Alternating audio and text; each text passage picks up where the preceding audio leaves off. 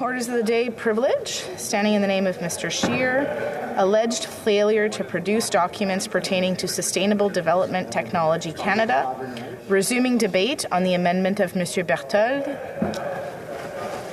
Debate, the Honourable Member for Edmonton West. Thank you, Madam Speaker. Now I'm continuing my debate from last night before I was so rudely cut off by the Speaker last night, which I think was you, actually. I think I have about 6.5 minutes. Last night I was talking about, of course, the reason we're here today, which is the government's refusal to hand over documents ordered by Parliament, by all three parties on this side of the House, regarding the green funding scandal. And, of course, people are asking which green funding scandal, because only the Liberal government can be so corrupt that they actually have subsets of their scandals. We have 3 ongoing right now. There's Environment Canada grants and contribution audit scandal right now, where they list off lack of government or governance issues, ineligible grants given, including to such companies as Rio Tinto, fine Canadian company, but they have been noted for a lot of environmental concerns, but they're also worth $220 billion US, and yet this government is giving them millions. Other companies, Cement Lafarge, received billions. Another one, Holcomb Group, which is worth $30 billion, has received millions from the government. And of course, there's the other scandal around the Green Accelerator Fund that the Auditor General had pointed out. One of the issues is they had that companies were receiving funding without actually showing what they were actually going to do to reduce greenhouse gases with that. Also, the Auditor General noted ineligible companies, no due diligence being done before $8 billion given out. Now, here's some of the companies that received some of that $8 billion.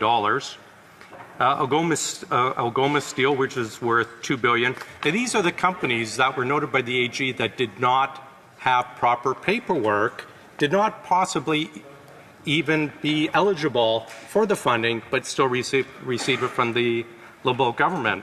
So Algoma was worth $2 billion, received $200 million. ArcelorMittal, which is worth $329 billion, got $400 million. Foreign company got $400 million from the government.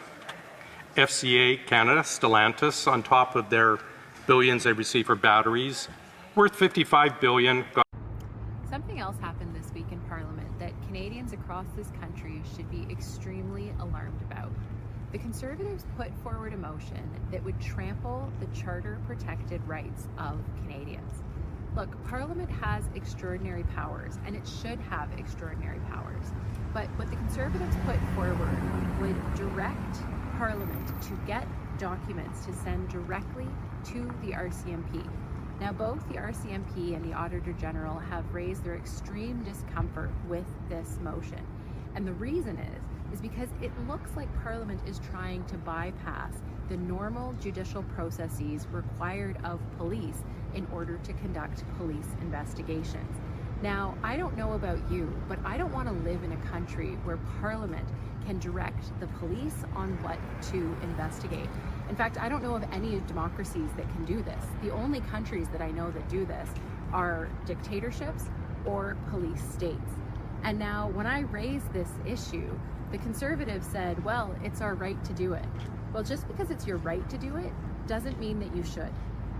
The Conservatives like to talk about freedoms, but what they showed this week is the freedoms that they will start to take away from Canadians should they get into power. If this is what they do in opposition, imagine what they would do in government.